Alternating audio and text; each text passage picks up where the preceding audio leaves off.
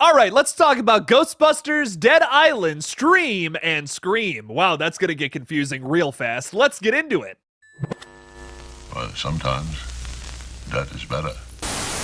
Hey everybody, what's up? Killjoy Jake here, and instead of having friends, I have horror movies. What I should be saying in this intro is Jake has 2 cups of coffee because I'm recording this puppy late, staying up all night, making videos for you guys this morning. Ah, man, I just want Red Right Hand to be done so I can get back to doing this stuff full time. Let me tell you, Jake is tired. Speaking of which, real quick shameless plug and then we'll get into the video. Red Right Hand, a Scream fan film, comes out December 20th on this page. I've been working really hard on it with all of the other awesome and wonderful people I get to work with on this project, so make sure to check that puppy out on December 20th. Also, there's a limited edition shirt out right now that you will not be able to get after the film's release on December 20th. So make sure to go cop one of those puppies by going to my store tab right now. All right, now let's get into the news, starting off with the brand new Ghostbusters film. Yes, a 5th Ghostbusters movie is coming, even though that 3rd one never happened. The sequel to Ghostbusters Afterlife is moving forward and a new director is taking the helm. After successfully relaunching the franchise with 2021's awesome Ghostbusters Afterlife, Sony Pictures is ramping up pre-production on the sequel, with the film's writer and executive producer, Gil Kenan, who also did Monster House, set to take over directing reins. Deadline also reports that Jason Reitman, who directed the last feature, Ghostbusters Afterlife from 2021, will be taking a producer's role on this new film. Now, I have faith in Gil Kenan, because I really like Monster House. That's about it. He also did the Poltergeist remake, but don't worry about that. Like, just ignore that was the thing. He also did Monster House, guys. Monster House goes hard. That movie scared the crap out of me as a kid, and honest to God, as an adult, it's still kind of scary for a kid's movie. Spy Kids has nothing on Monster House. Not too many people are confirmed to be coming back into this movie, but we do know that Paul Rudd, Carrie Coon, and Ernie Hudson will be returning to be in the next feature from a script from Kenan and Reitman. Presumably, that means that McKenna Grace and Finn Wolfhard will be back as their respective characters. I am so excited to see especially Phoebe back. Not that I have anything against Finn Wolfhard. He's awesome. He's just the kid in literally everything. I just really thought that McKenna Grace's Phoebe character was a major standout in that last Ghostbusters film, so I'm really excited to see her come back for this next installment. Finn, you were great too, man. You're in Stranger Things. You always get a lot of credit, hey, Finn Wolfhard's awesome, so I'm just giving a little bit of a spotlight to McKenna Grace. It doesn't mean I don't like you, Finn. While not too much is known about the sequel, sources are saying that the plan for the Afterlife sequel will be to return to New York City and the iconic firehouse made famous in the original Ghostbusters films. Talking about directing the next Ghostbusters film, Gil Kenan said, "It's an absolute honor to pick up the Proton Pack and step behind the camera for the next chapter of the Spangler family saga. I just wish I could go back to 1984 and tell the kid in the 6th row of the Man Valley West that one day he was going to get to direct a Ghostbusters film." Man, that right there is gonna make me tear up. I'll tell you what, man. All the love to you, Gil. Jason Reitman also added, "A few years ago, my father handed me the keys to Ecto-1, and together we made Ghostbusters Afterlife. Words will never express how grateful I am to have made a film with my father by my side.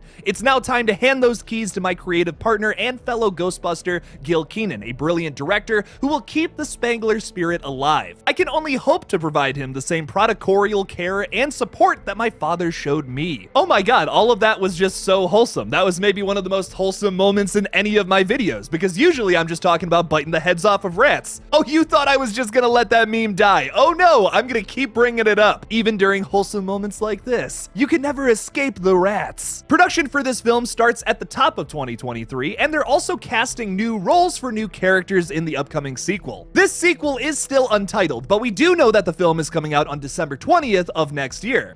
That's a pretty good day to release a movie if you'd ask me. Overall though, I loved Ghostbusters Afterlife, and I'm super excited to see a sequel to it. Like I said, a lot of the new characters really brought a lot of things to the table that were really important to keeping a franchise going. But now, for the first time ever on this page, let's talk a little bit about horror video games. I know, right? First there was Dead Island, then there was Dead Island Riptide, then there was like that conjunction of both of those games, because like if you put both of them together, they're kind of just one long game. But now there is finally Dead Island 2. After years and years of waiting, we are finally getting Dead Island 2 in April of next year, and I cannot wait to play this puppy. I'll actually have time because I'm not working on a movie. Have you guys heard me say that enough times? I'll shut up. Let's get into the update. The showcase featured a live live-action pulp adventure starring 3 fictional characters set in a similar universe to Dead Island 2. Similar universe because they actually play Dead Island 2 within the featurette, which I think is pretty meta and pretty funny. It was surprisingly really meta, by the way. I just thought that was a cool detail. Scream fans may dig that. But within this live-action little tease of Dead Island 2, we also got the Welcome to Hell A trailer, which I think is a hilarious way to say LA,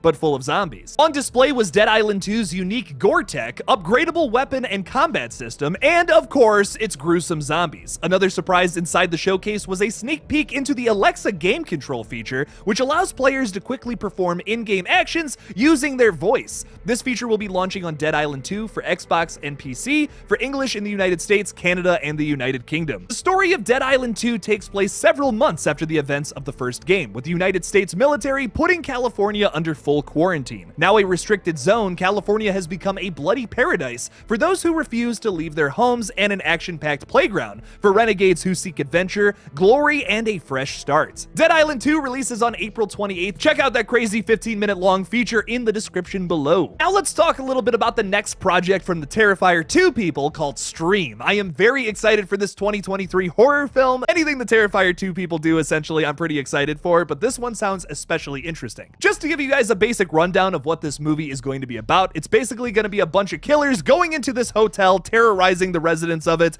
and it's going to be a fun, bloody time. It has a crazy cast list too, including Jeffrey Combs, Danielle Harris, and also David Howard Thornton, Art the Clown himself. Speaking of Terrifier though, Paul Wiley, who composed the score for Terrifier 2, will also be doing the score for Stream. And director Michael Levy even told me in a little Instagram direct message that he really likes what Paul Wiley's cooking up here. Another thing I have speculated in the past that actually turned out to be totally true is that Terry Kaiser, who plays Dr. Cruz in Friday the 13th Part 7, one of my favorite Fridays, is going to be in this new film as well. Like, just look up the cast for this film. It's going to be amazing. This is like the Expendables of horror as they're describing it. I am super excited for whatever this team is cooking up next. I seriously cannot wait. All right, but now let's talk a little bit about Scream. I know we were just talking about Stream, but now it's time to talk about Scream.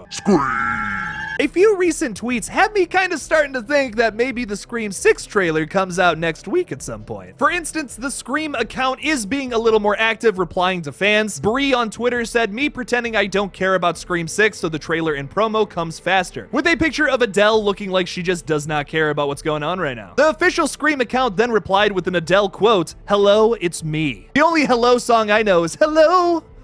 Is it me you're looking for?" That's not even the right lyrics anyways. He also had the Disc Father say, "I've been hearing Scream 6 trailer is allegedly dropping within the next week." So yes, all of these things are rumors, but I think it would be a perfect time to drop the Scream 6 trailer now because the film comes out in early March. Now that we're almost 3 months away, it would make sense to drop the trailer pretty much at any point now. So I would just keep your eyes peeled for this puppy.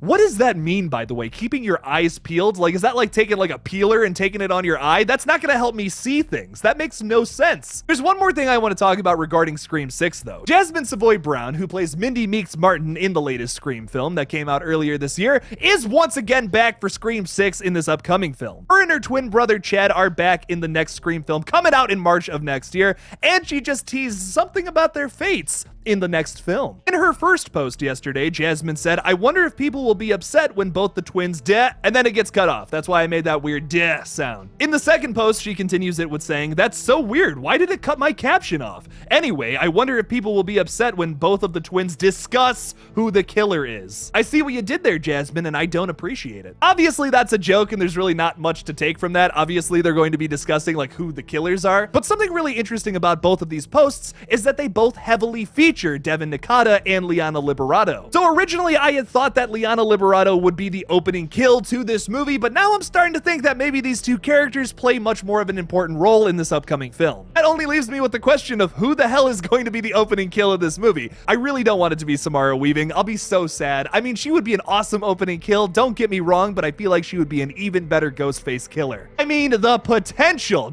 I mean, come on. I totally get the criticism of like Samara would be a little too obvious. She's worked with Radio Silence before. She's also played killers in other horror movies. But come on, there's a reason for that. It's because she's really good at playing crazy. I mean, just envision her third act villain speech right now. Just take a moment. Take a moment in this video to meditate and sit on that and think about that speech. Even if her motive was just straight up revenge, which this series has done way too many times, I think it would still even be really cool just having her deliver that. Just so I can leave all of you theorizing out there, who do you think is going to be the opening kill in Scream 6? Do you think that Jasmine's new posts have any indication of who that could be? Leave me something about it in the comments below. Thank you guys so much for watching this brand new update video on a bunch of stuff, really. It was about a bunch of things. Don't forget to like this video, subscribe to this channel. Also, get yourself a limited edition Red Right Hand shirt right now. Thank you guys again for watching, and as always, don't forget to kill it out there, y'all.